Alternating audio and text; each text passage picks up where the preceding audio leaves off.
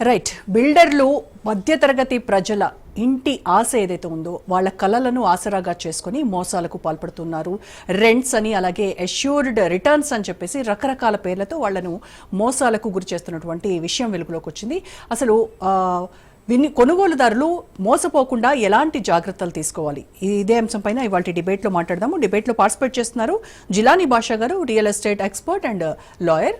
అలాగే మనతో జూమ్లో జాయిన్ అయ్యారు ప్రముఖ విశ్లేషకులు బండారు రామ్మోహన్ రావు గారు. నమస్కారం అండి రామ్మోహన్ గారు, జిలానీ గారు నమస్కారం. నమస్కారం. సో ముందుగా జిలానీ గారు మీతో స్టార్ట్ చేస్తాను.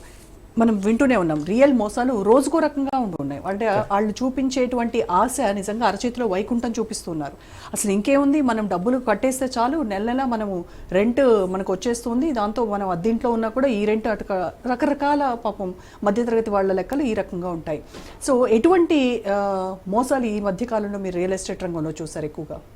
మేడం, ఇది సర్వసాధారణం అండి. అంటే ఇప్పుడు ఎగ్జాంపుల్ బంగారము, తులం బంగారం 50,000కి నేను అమ్ముతున్నాను అనుకోండి. సో ఎంత ఉంది మార్కెట్లో, నేను 50,000కి అసలు నేను ఎలా ఇవ్వగలుగుతున్నాను అనేది హోంవర్క్ చేసుకోవాల్సిన బాధ్యత పూర్తిగా కస్టమర్ల మీదే ఉంటుందండి. సో నేను క్వాలిటీ బంగారం నేను ఇవ్వలేను 50,000కి ఇచ్చినప్పుడు. మార్కెట్లో 90,000 నడుస్తున్నప్పుడు 50,000కి ఎలా ఇవ్వగలను? కల్తీ బంగారం చేస్తాను. చాలా సింపుల్, అది ఆన్సర్ చెప్పారు. సో సేమ్ థింగ్, ఏ బిజినెస్కైనా నాకు అక్విజిషన్ కాస్ట్ ఉంటుంది. అంటే నా కన్స్ట్రక్షన్ కాస్ట్ కానీ, ల్యాండ్ కన్స్ట్రక్షన్ కాస్ట్ కానీ అంతా కొంత ఖర్చు ఖచ్చితంగా ఉంటుంది. సో దాని మీద నేను ప్రాఫిట్ యాడ్ చేస్తాను. సో ఎప్పుడైతే నేను తక్కువకి ఇస్తున్నాను అనగానే మార్కెట్లో అందరికంటే, సో ఖచ్చితంగా కస్టమర్లు ఆలోచన చేయాలండి దీని గురించి.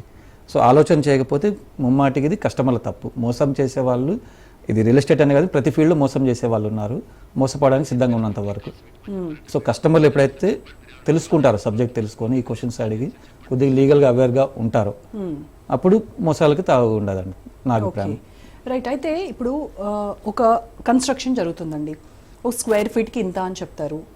నేను డబ్బులు కట్టాను, అది ఒక 2,000 స్క్వేర్ ఫీట్లు నేను కొనుక్కున్నాను, అది కమర్షియల్ ప్రాపర్టీ అని చెప్పేసి దీనికి మీకు కట్టిన రోజు నుంచే నెక్స్ట్ మంత్ నుంచే మీకు రెంట్ రూపంలో మీకు నగదుని ఇస్తాను అని చెప్తున్నారు. ఇది ఎంతవరకు అసలు నమ్మశక్యం అంటారు?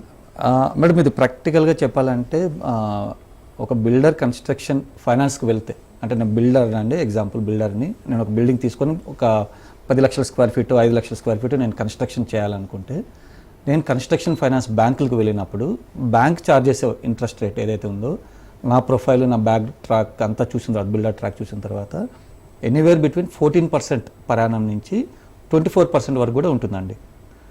అదే ఈ ఆశ ఏదైతే, అంటే లేని బిల్డింగ్ ఎక్కడ ఉందండి, నా మైండ్లో ఉంటుంది అంతే. అంటే బిల్డర్ కట్టాలని కళ, బిల్డర్ కోరిక డ్రాయింగ్స్లో ఉంది. లేని బిల్డింగ్, గాల్లో ఉన్న బిల్డింగ్ నేను మీకు అమ్మాను, ఆ బిల్డింగ్ మీరు ఈరోజే మొత్తం డబ్బులు ఇచ్చేశారు, మొత్తం డబ్బులు, లేని బిల్డింగ్ మొత్తం డబ్బులు ఇచ్చారు, ఆ బిల్డింగ్ నేను అద్దెగా కడుతున్నాను.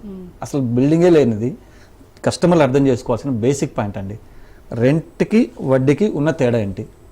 రెంట్ అంటే మీరు ఒక ఇల్లు నేను అద్దెకి తీసుకున్నాను, లేదంటే ఆఫీస్ అద్దెకి తీసుకున్నాను, షాప్ అద్దెకి తీసుకున్నాను, మీ పరిసర ఏదైతే ల్యాండ్ ఉంటుందో ఆ ప్రాపర్టీ నేను వాడుకొని ఎవ్రీ మంత్ ఇచ్చేదాన్ని రెంట్ అంటామండి.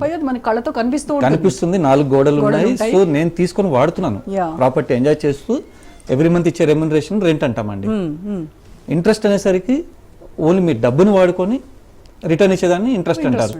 సో ఇక్కడ గాల్లో ఉన్న ప్రాపర్టీకి మీరు నాకు మొత్తం డబ్బు ఇచ్చారు, సో నేను ఇచ్చే డబ్బుని అసలు దీన్ని రెంట్ అని ఎలా అంటారండి? First point. సో ఇది అర్థం చేసుకొని కొంతమంది కస్టమర్లు, నేను అందరూ అన్నాను, అండ్ బిల్డర్లు చాలామంది జెన్యూన్గా చేస్తున్నారండి. సో ఫండ్ రైజింగ్కి నేను ఎక్కువ వడ్డీలకు వెళ్లకుండా బిల్డర్స్గా ఎక్కువ వడ్డీలు కట్టే బదులు ఎంత వీలైతే అంత మిగిల్చుకోవడానికి ప్రయత్నం చేస్తారండి. ప్రతి ఒక్కరు డబ్బులు మిగిల్చుకోవడానికి చేసే ప్రయత్నమే. సో నేను అక్కడ లేని స్థలము, నా కళలో ఆలోచనలో ఉన్న స్థలం, అది రూపు దాల్చవచ్చు, రూపు దాల్చకపోవచ్చు. ఇప్పుడు మార్కెట్ పరిస్థితి బాగాలేదు, సో కన్స్ట్రక్షన్ అంత వేగవంతంగా జరగకపోవచ్చు. ఇప్పుడు దీన్ని ఏమంటారు, మన యుద్ధం గురించి ఏదో డిస్కషన్స్ అవుతుంది, అది ఎలాగైనా దారి తీయవచ్చు. యుద్ధం జరిగితే ఒక తీరగా ఉంటుంది, జరగకపోతే బాగుంటుంది. సో నేను లేని బిల్డింగ్ మీరు డబ్బులు ఇచ్చారు, మొత్తం డబ్బులు, అంటే రెంట్ అనేసరికి ఏమవుతుందంటే ఇమీడియట్గా డబ్బులు వస్తున్నాయి ఎవ్రీ మంత్ అని చెప్పేసి మొత్తం డబ్బులు కడతారండి. అది డెఫినెట్గా నేను రికమెండ్ చేయను అండి, డెఫినెట్గా రికమెండ్ చేయను. రైట్.